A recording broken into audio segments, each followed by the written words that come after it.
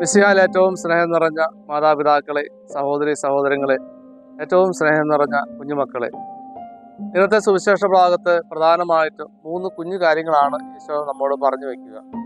ഒന്നാമതായി യഥാർത്ഥത്തിലുള്ള നിക്ഷേപം എന്താണെന്നും, രണ്ടാമതായി കണ്ണ് ശരീരത്തിൻ്റെ വിളക്കാണെന്നും, മൂന്നാമതായി യഥാർത്ഥത്തിലുള്ള യജമാനൻ ആരാണെന്നും, യഥാർത്ഥത്തിലുള്ള യജമാനെ സേവിക്കേണ്ടതിൻ്റെയും ആവശ്യതയെക്കുറിച്ചാണ്. പ്രിയമുള്ളവരെ, നാം എല്ലാവരും മൃതസംസ്കാര കർമ്മത്തിൽ പങ്കെടുത്തിട്ടുള്ളവരാണ്. ഒരു പക്ഷേ മൃതസംസ്കാരത്തിന് പോകുമ്പോൾ വിലാപയാത്ര നമ്മൾ കാണുന്നുണ്ട്. മൃതദേഹവുമായിട്ട് വിലാപയാത്രയായിട്ട് പള്ളിയിലേക്ക് പോകുന്ന രംഗമൊക്കെ കണ്ടിട്ടുണ്ട്. BC 323 ജൂൺ മാസം 13-ാം തീയതി ഒരു വിലാപയാത്ര നടത്തപ്പെടുകയുണ്ടായി. ഒരു അസാധാരണമായിട്ടുള്ളൊരു വിലാപയാത്രയായിരുന്നു അത്. ഈ വിലാപയാത്ര പോയി കഴിഞ്ഞപ്പോൾ മൃതദേഹത്തിൽ ഇരു കരങ്ങളും ശവമഞ്ചത്തിൻ്റെ പുറത്തിട്ടാണ് ആ വിലാപയാത്ര കടന്നുപോയത്. ആ വിലാപയാത്രയിൽ ശവമഞ്ചത്തിൽ കിടന്നിരുന്ന വ്യക്തി ലോകം കീഴടക്കിയ, ലോകത്തിലെല്ലാ പ്രതാപങ്ങളും അനുഭവിച്ച മഹാനായ അലക്സാണ്ടർ ചക്രവർത്തിയായിരുന്നു. അദ്ദേഹം ജീവിച്ചിരുന്ന സമയത്ത് തൻ്റെ അനുയായികളോട് പറഞ്ഞിരുന്നു, തൻ്റെ മരണത്തിന് ശേഷം വിലാപയാത്രയായിട്ട് മൃതദേഹം കൊണ്ട് പോകുമ്പോൾ എൻ്റെ ഇരു കരങ്ങളും ശവമഞ്ചത്തിന് പുറത്തേക്ക് ഇടണമെന്ന്. അത് അദ്ദേഹം പറയുന്നൊരു കാരണമുണ്ട്. ഞാൻ ലോകം കീഴടക്കി, എല്ലാവിധ സൗകര്യങ്ങളും എനിക്കുണ്ടായിരുന്നു. പക്ഷേ മരണശേഷം ഞാൻ പോകുമ്പോൾ എൻ്റെ കയ്യിൽ ഒന്നുമില്ല, ശൂന്യമായ കരങ്ങളിലൂടെയാണ് ഞാൻ തിരിച്ചു പോകുക എന്നുള്ളത്. പ്രിയമുള്ളവരെ, നമ്മൾ ഭൗതികമായിട്ട് എന്തൊക്കെ നേടിയാലും അത് നമ്മൾ മരണസമയത്ത് ഇവിടെ വെച്ചിട്ട് തന്നെ പോകുവാനേ സാധിക്കുകയുള്ളൂ. നമ്മൾ ഈ നൈമിഷികമായിട്ടുള്ള ജീവിതത്തിൽ ഇന്നോ നാളെയോ എന്ന് നമുക്ക് അറിഞ്ഞുകൂടാ എപ്പോഴാണ് നമ്മൾ മരണം സംഭവിക്കുക എന്ന്. യാതൊരു ഉറപ്പുമില്ല. പണ്ടത്തേതിനേക്കാൾ കൂടുതൽ അനിശ്ചിതാവസ്ഥയാണ് ഇപ്പോൾ. നമ്മൾ കഴിഞ്ഞ വയനാട്ടിലൊക്കെ കാണുകയും കേൾക്കുകയും ചെയ്തു. സ്വസ്ഥമായിട്ട് ഭക്ഷണം കഴിച്ച് ഉറങ്ങിയിരുന്നവർ, വർത്തമാനം പറഞ്ഞുകൊണ്ടിരുന്നവർ, കളിച്ചുകൊണ്ടിരുന്നവരൊക്കെ ഒറ്റ നിമിഷം കൊണ്ട് മണ്ണിനടിയിലായിപ്പോയി. അത്രയൊക്കെ ഉള്ളൂ മനുഷ്യൻ്റെയും പ്രകൃതിയുടെയും ഒക്കെ ഒരു അവസ്ഥ എന്ന് പറയുന്നത്. ഏത് നിമിഷം എന്ത് സംഭവിക്കാം. അങ്ങനെയുള്ള ലോകത്തിൽ നമ്മൾ ജീവിക്കുമ്പോൾ ഈ വെട്ടിപ്പിടിക്കുവാനും തട്ടിപ്പറിച്ചെടുക്കുവാനും അല്ലെങ്കിൽ സ്വരുക്കൂട്ടുവാനും ഒക്കെ ആയിട്ട് നമ്മൾ പരിശ്രമിക്കുമ്പോൾ അതൊക്കെ നമ്മളിവിടെ ഇട്ടിട്ട് പോകേണ്ടതായിട്ട് വരും. ഈ സാഹചര്യത്തിലാണ് ഈശോ പറയുന്നത്, നശ്വരമായിട്ടുള്ള സമ്പാദ്യത്തിന് പകരം അനശ്വരമായ സമ്പാദ്യം സ്വർഗത്തിൽ നിങ്ങൾ സമ്പാദിക്കുമെന്ന് പറയുന്നത്. എന്താണ് യഥാർത്ഥത്തിലുള്ള നിക്ഷേപം എന്ന് മനസ്സിലാക്കുവാനായിട്ട് നമുക്ക് കഴിയുമ്പോഴാണ് നമ്മുടെ ജീവിതം അർത്ഥപൂർണമാകുന്നത്. എന്താണ് യഥാർത്ഥത്തിൽ നിക്ഷേപം?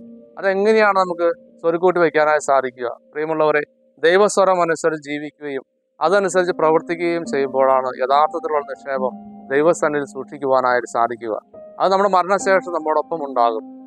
അതുകൊണ്ട് തന്നെയാണ് മൃതസംസ്കാര കർമ്മത്തിലൊക്കെ നമ്മൾ പാടുന്നത്, സൽകൃത്യങ്ങൾ ചെയ്യുക നീ അലസത കൂടാതെ എന്ന്. നമ്മൾ ചെയ്യുന്ന സൽകൃത്യങ്ങളൊക്കെ മാത്രമേ നമ്മുടെ കൂടെ ഉണ്ടാവുകയുള്ളൂ. അതുകൊണ്ട് നമ്മൾ ആത്മാർത്ഥമായി നമുക്കൊന്ന് ആത്മപരിശോധന ചെയ്യാം. എന്തിനു വേണ്ടിയാണ് നമ്മൾ ഈ നെട്ടോട്ടം ഓടുന്നത്?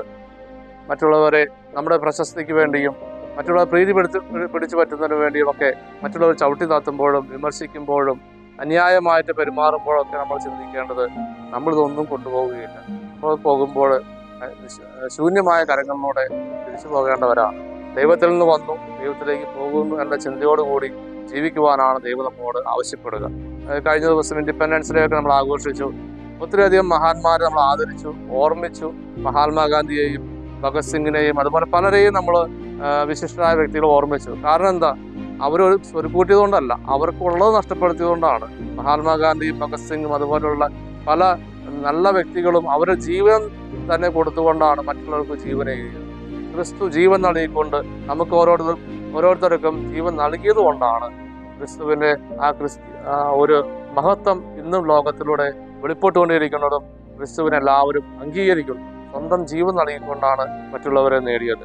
അതുപോലെ നമ്മൾ യഥാർത്ഥത്തിലുള്ള നിക്ഷേപം നേടുന്നതിന് വേണ്ടി താൽക്കാലികമായിട്ടുള്ള നിക്ഷേപങ്ങളിൽ സ്വരുക്കൂട്ടുന്നതിൽ നിന്ന് പിന്മാറുകയും യഥാർത്ഥമായ നിക്ഷേപം ദൈവസ്വരമനുസരിച്ച് ദൈവഹിതമനുസരിച്ച് ജീവിക്കുവാനും പ്രവർത്തിക്കുവാനുമായിട്ട് നമുക്ക് പരിശ്രമിക്കാം. അതിനുവേണ്ടി നമുക്ക് പ്രാർത്ഥിക്കുകയും ചെയ്യാം. അതോടൊപ്പം തന്നെ രണ്ടാമത്തെ കാര്യം എന്ന് പറയുന്നത്, കണ്ണ് ശരീരത്തിന് വിളക്കാണ് എന്ന് പറയുക. കണ്ണ് ശരീരത്തിന് വിളക്കാണ് എന്ന് പറയുന്നത് ഒരു പ്രതീകാത്മകമാണ്. ദൈവം നൽകിയ നന്മകൾ കാണുവാനും ദൈവ നന്മ നൽകിയ നന്മകൾ സ്വീകരിച്ചുകൊണ്ട് മറ്റുള്ളവരുടെ നന്മകൾ കാണുവാനും മറ്റുള്ളവർക്ക് നന്മ ചെയ്യുവാനുമായിട്ട് നമുക്ക് സാധിക്കുമ്പോഴാണ് നമ്മുടെ വ്യക്തി ജീവിതത്തിലും സമൂഹ ജീവിതത്തിലുമൊക്കെ ഈ വിളക്കിന്റെ അനുഭവത്തിലേക്ക് കടന്നു വരിക, പ്രകാശത്തിന്റെ അനുഭവത്തിലേക്ക് കടന്നു വരിക. അതുകൊണ്ടാണ് സുവിശേഷം വളരെ വ്യക്തമായിട്ട് പറയുക, കണ്ണ് കുറ്റമറ്റതാണെങ്കിൽ ശരീരം മുഴുവൻ പ്രകാശിതമാകും. കണ്ണ് കാഴ്ചയില്ലാത്തതാണെങ്കിൽ ശരീരം മുഴുവൻ ഇരുളിമയായിരിക്കുമെന്ന് പറയുക. തീർച്ചയായിട്ടും പ്രിയ സഹോദരങ്ങൾ, യാതൊരു സംശയവുമില്ല. ഇപ്പൊ നമുക്ക് മറ്റുള്ളവരുടെ നന്മ കാണുവാൻ സാധിക്കുന്നില്ല എങ്കിൽ, ദൈവം നമ്മുടെ ജീവിതത്തിൽ തന്നിരിക്കുന്ന നന്മകൾ നമുക്ക് കാണുവാനായി സാധിക്കുന്നില്ല എങ്കിൽ, ഒരു പോസിറ്റീവായിട്ട് ചിന്തിക്കുവാനായിട്ട് പ്രവർത്തിക്കുവാനായിട്ട് ആ വ്യക്തിക്ക് സാധിക്കുകയില്ല. അങ്ങനെ ഒരു വ്യക്തി ചെല്ലുന്ന സ്ഥലവും ആയിരിക്കുന്ന ഇടവുമൊക്കെ എത്ര പ്രകാശമുള്ളതായാലും ഇരുട്ടുള്ളതാക്കുവാനായിട്ട് സാധിക്കുമെന്നൊരു യാതൊരു സംശയവുമില്ല. അതിനാൽ ഈ വചനഭാഗം ധ്യാനിക്കുമ്പോൾ നമ്മുടെ ഉൾക്കാഴ്ചകൾ കൂടുതലായി തെളിയുവാനും ദൈവം നൽകിയ നന്മകൾ കാണുവാനും ദൈവം നൽകിയ വ്യക്തികളിലെ നന്മകൾ അംഗീകരിക്കുവാനുള്ള ഒരു മനസ്സുണ്ടാകുവാനും അവരെ നന്മ കാണുവാനും നന്മ ചെയ്യുവാനും നന്മ പ്രോത്സാഹിക്കുവാനുള്ള വലിയ ഒരു അനുഗ്രഹം ഉണ്ടാകുവാൻ വേണ്ടി പ്രത്യേകമായിട്ട് പ്രാർത്ഥിക്കാം.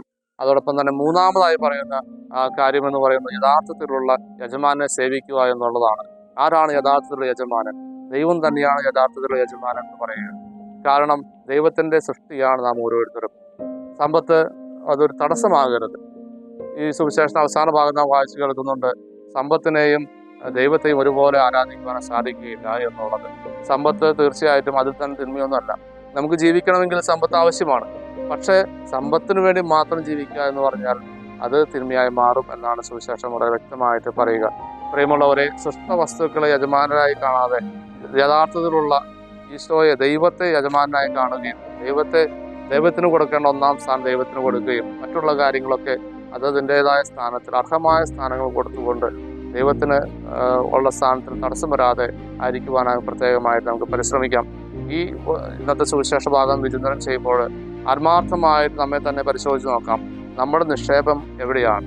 നമ്മൾ എന്തിനു വേണ്ടിയാണ് ഓടുന്നത്? നമ്മൾ സുരക്ഷിതത്വമായി കരുതുന്ന കാര്യങ്ങളൊക്കെ എന്തൊക്കെയാണ്? ഭൗതികമായ കാര്യങ്ങളിലാണ് സുരക്ഷിതത്വമെങ്കിൽ അതൊക്കെ നശിച്ചു പോകും. തുരുമ്പും കീടങ്ങളും ഒക്കെ കൊണ്ടുപോകും. ഒരു പക്ഷേ നമ്മുടെ മരണശേഷം അതൊക്കെ നശിച്ചു പോകും. യഥാർത്ഥത്തിലുള്ള നിക്ഷേപം എന്താണെന്ന് കണ്ടെത്തുകയും അതനുസരിച്ച് ദൈവഹിതം അനുസരിച്ച് പ്രവർത്തിക്കുകയും ജീവിക്കുകയും ചെയ്യാനുള്ള പ്രത്യേകമായി പരിശ്രമിക്കാം. അതോടൊപ്പം തന്നെ ദൈവം തന്ന നന്മകൾ കാണുവാനും മറ്റുള്ളവരിൽ നന്മകൾ പ്രോത്സാഹിപ്പിക്കുവാനും നന്മ നിറഞ്ഞ ഒരു സമൂഹം ഉണ്ടാകുവാനും വേണ്ടി നമുക്ക് ആഗ്രഹിക്കുകയും നമ്മുടെ വ്യക്തി ജീവിതത്തിൽ പ്രവർത്തിക്കുകയും ചെയ്യാം. അതോടൊപ്പം തന്നെ നമ്മുടെ ഉൾക്കാഴ്ചകൾ തെളിയുവാനായി പ്രത്യേകമായിട്ട് പ്രാർത്ഥിക്കാം. യഥാർത്ഥത്തിലുള്ള യജമാനായ ദൈവത്തെ സ്നേഹിക്കുവാനായിട്ട് ദൈവത്തിന് ഒന്നാം സ്ഥാനം കൊടുത്തുകൊണ്ട് മറ്റുള്ളവർക്ക് അതിൻ്റെതായ സ്ഥാനം കൊടുക്കാം. ദൈവത്തിന് ഒന്നാം സ്ഥാനങ്ങൾ കൊടുക്കുന്നില്ലെന്ന് തടസ്സമായിട്ട് ഏതെങ്കിലും കാര്യങ്ങളുണ്ടെങ്കിൽ അതെല്ലാം എടുത്ത് മാറ്റാം. ഈ നല്ലൊരു ഞായറാഴ്ച എല്ലാവർക്കും ആശംസിക്കുന്നു. ദൈവം നിങ്ങളെല്ലാവരെയും സമൃദ്ധമായി അനുഗ്രഹിക്കട്ടെ.